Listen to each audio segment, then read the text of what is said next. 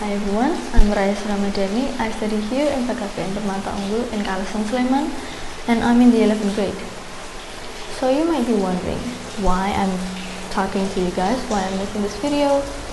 But today I'm going to share with you a little bit of information about a tradition that is specifically done by the people of Gamping here in Sleman. The tradition that I'm going to be telling you today is the Bekaka ceremony tradition, or you can also call it as saparan. Bekaka itself means an animal or human sacrifice, but no, we're not going to use an actual person to sacrifice. We're not going to kill anyone for the sake of just a ceremony. But the Bekaka that they use is an edible human couple made of rice flour that they have filled with melted coconut sugar that they also have dyed red to mimic the appearance of blood. So the idea is when you cut through the dough, the blood comes out. Now this ceremony, they hold it to commemorate Sri Sultan Hamengkubuwono's two most loyal palace staffs, Kyai Wirasuto and Nyai Wirasuto. Now the tale of how the ceremony firstly originated happened way back in 1755, when Sri Sultan Hamengkubuwono at the time was still Prince Mangkubumi. He was building Keraton, and while supervising the build, he decided to stay in a cottage in Ambarketawang with his palace staffs, including Kyai Wirasuto and his wife Nyai Wirasuto. So jumping after the building of Keraton was completed, Prince Mangkubumi and his staff decided to move to Keraton, but Kyai Wirasuto and his wife decided to stay in the cottage in Ambarketawang. So the prince let them stay, and he moved to Keraton and then was crowned as Sri Sultan Hamengkubuwono. Now fast forward, after they moved and all of that, on one particular Friday, this is where things started to go down. Things are starting to get bad. On one particular Friday of Sapar month, which is the second month in Japanese calendar, Gamping Hill, which was near Kyai Wirasuto and his wife's cottage where they stayed, collapsed. It just collapsed, randomly collapsed, and unfortunately it buried Kyai Wirasuto and his wife. So obviously this created panic, and the news just spread like wildfire. But then it eventually got into Sri Sultan Hamengkubuwono's ears.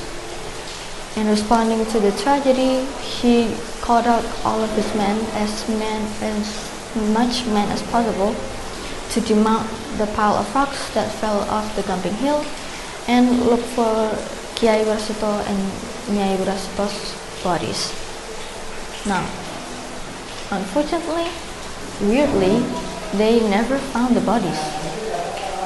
Their bodies they just disappeared. You can't find them.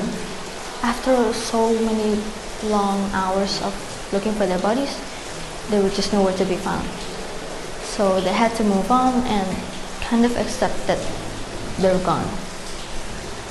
But moving forward, more and more disasters similar to that tragedy kept occurring every Sapar month, where people of Gamping who were working near the hill kept getting buried by the hill debris. So obviously this made the people of Gamping irritated, and they discussed with Sri Sultan Hamengkubuwono. After brainstorming a little bit, Sri Sultan Hamengkubuwono decided to hold a ritual ceremony every Sapar month, where they behead a Bekaka couple near the Ambarketawang cottage, in hopes that the ceremony will keep his people out of harm and landslides are not taking any more lives. Here's my favorite part. The ceremony worked every single time. Every single time after they do the ceremony, literally no more people are getting buried by the debris. No more lives are being taken. Wherever you go, whatever you do, you're not going to get killed by the debris. So that's a little bit of the background story of how this Pekaka ceremony firstly originated. Nowadays they hold the ceremony not really to prevent people out of danger, but more to preserve the culture so it doesn't extinct. And nonetheless, whenever they do the ceremony, whenever they hold the ceremony, the people of Kambing are always super enthusiastic whenever they hold the ceremony.